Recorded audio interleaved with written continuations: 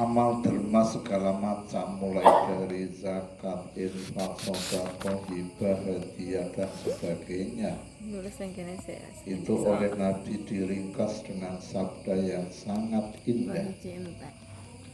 As-sahiyyu qaribu minallahi wa qaribu minan nasi wa qaribu minal jannah. As-sahiyyu, orang yang dermawan itu qaribun, dekat dengan Allah, dekat dengan manusia, dekat dengan surga. Islam sangat menganjurkan, sangat mengajarkan sifat kedermawanan. Dengan ibadah puasa Ramadan diharapkan dampaknya adalah puasa Ramadan menjadi satu kenikmatan berderma itu, berbagi. Maka tidak aneh menjelang dan pasca Lebaran banyak istilah THR, tunjangan hari raya. Mulai dari simbah sampai cak bayi itu THR. Begitu bersemangat untuk mudik pulang kampung, targetnya itu ingin berbagi. Jadi pulang kampung mudik itu targetnya ingin berbagi. Sehingga hari Lebaran itu memang daerah-daerah mudik itu jadi makmur. Ada yang mencoba otak-atik Kabupaten Gunung Kidul itu kalau Lebaran, uang baru yang masuk ke Gunung Kidul itu sekian miliar. Ada yang hitung? Salah. Tempat. Ya, karena ingin membuktikan benar kalau Lebaran itu hari dermawan. Jadi itu membuktikan itu orang sukses. Nabi menunjukkan sikap tidak suka kepada orang bakhil. Lebaran Idul Adha pernah terjadi orang-orang itu eman-eman berkurban. Nabi bersabda, siapa yang diberi lapang rezeki pada hari ini tidak mengalirkan darah hewan untuk berkurban, jangan mendekati tempat sholat kami. Seolah-olah Nabi itu mengusir, kan Allah sengaja, karena kamu mampu kok nggak mau kurban. Kemudian secara spesifik berbentuk sabda rumus, Nabi mengatakan wal bakhilu ba'idun minallahi wa ba'idun minan nasi wa qaribun minan nar. Orang bakhil itu jauh dari Allah, jauh dari manusia, dekatnya dengan neraka. Karena bakhil itu ternyata adiknya serakah. Orang itu kalau bakhil itu nanti perkembangannya ke serakah. Jadi awalnya medit, itu nanti ujungnya tomak. Bayangkan kalau orang sudah dilanda sifat tomak itu kan nunsewu basa Jawa kasare gila nih. Nah, apa-apa dipek dhewe. Apa-apa duwekku. Bayangkan kalau manusia dikuasai watak seperti itu, hidup ini menjadi keras, tidak nyaman, maka ancamannya juga mengerikan, dekat dengan mereka. Oleh karena itu, alladzina yunfikuna fis sarra'i wad dharra ini menjadi spirit kita pasar Ramadan menjadi dermawan. Allah dan Rasul sudah mengukur kedermawanan manusia itu juga tidak perlu berlebihan. Saking kepengennya dermawan, terus nggak hitungan, nggak boleh juga. Di Al-Quran, prosentase terbesar berbagi itu humus. Tahu humus? Dari kata khomsun 5, humus 1/5. Itu Al-Quran. Jadi sak loma-lomane wong lomo berbagi itu humus 1/5. Hadis ketika Nabi menjawab pertanyaan sahabat, Nabi menyebut angka 1/3. Karena orang itu meminta izin untuk memberi terlalu banyak. Ya Rasul, saya punya ahli waris seorang anak perempuan. Logikanya kalau dia sudah dinikah oleh seorang pria yang berkemampuan, berarti dia sudah terjamin. Sahabat yang bertanya ini wong sugih, dermawan, minta izin, bolehkah aku mensedekahkan hartaku karena saya merasa sudah dekat dengan ajal kematian.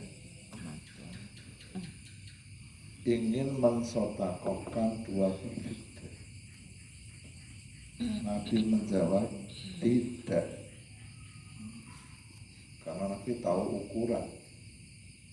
Nabi itu lebih ahli daripada seorang psikolog. Iya, sekarang kamu masih bersemangat, tapi dampaknya negatif nanti.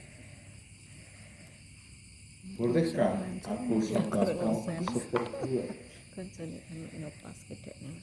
Dari 2/3 Nabi tidak membolehkan, dia menawar 1/2.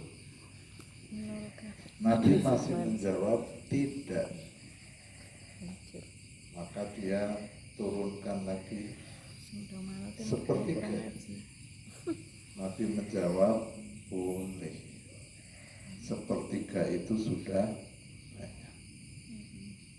Kamu tinggalkan putrimu dalam keadaan menerima warisan dan berkecukupan, lebih baik. Maka kesimpulannya, kalau kita sudah memasang niat ingin jadi orang dermawan, kita tahu tolak ukurnya. Versi Quran 1/5, versi hadis maksimal 1/3. Ini maaf ya, ini kalau saya memberi contoh ini bukan niat pamer, ingin membuktikan kebenaran ajaran agama. Saya menikah tahun 80 bulan September awal dengan status tidak punya status pekerjaan. Status saya itu penganggur berkegiatan. Pengacara. Pengangguran banyak acara. Ya, dari berkegiatan itu Allah jadikan wasilah, Allah beri rezeki. Saya rembukan dengan istri berdasarkan ayat Quran, berdasarkan hadis. Mari kita amalkan. Istri sepakat humus, maka berjalanlah amal humus itu. Setelah sekian puluh tahun berjalan, saya mengajak yuk dinaikkan. Istri jawab butuhe si akeh. Oh ya wis.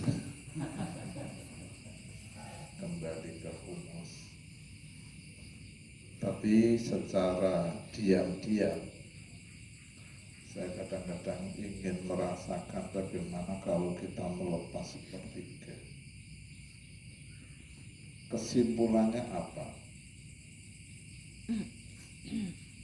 Orang yang punya amal derma itu nanti lakonnya dioyak-oyak rezeki.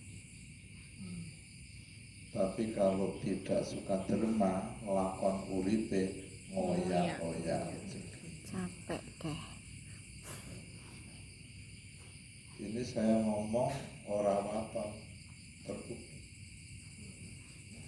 Saya itu penganggur berkegiatan. Soal rezeki harusnya kan jadi fakir miskin dong. Bahkan mungkin mengedarkan list. Sementara Nabi bersabda, siapa yang memilih profesi sebagai pengemis nanti di hari kiamat dibangkitkan tidak punya wajah. Wajahnya tanpa daging. Bayangkan, medeni enggak? Wajahnya tak berdaging, Sayang. bolong-bolong. Tengkorak. Karena apa? Akibat dari profesi mengemis. Nah, kenyataan dengan prinsip menabur rezeki, tumbuh pohon rezeki, berbuah rezeki, pada saatnya buah-buah rezeki itu sudah masak pohon kan jiglok dewe, nggak usah ditanya, nggak usah dirok-rok. Itu gambaran bagaimana Allah maringi dengan kemudahan. Sehingga saya bikin kata rezeki ngoyak-ngoyak wong. Karena kita menebar rezeki. Tapi kalau kita menahan rezeki, kita nanti yang akan diberi tugas ngoyak-ngoyak rezeki. Yang namanya ngoyak-ngoyak itu logikanya ngos-ngosan apa nyaman?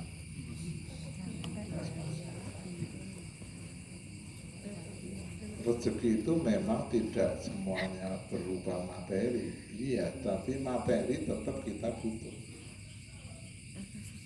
Mangan wareg itu materi, nyandang rapet itu materi, tuluh anget itu ya materi, kendaraan cepat itu ya materi, dompetnya padet itu ya materi. Artinya, yaitulah sebahagian dari mana rezeki.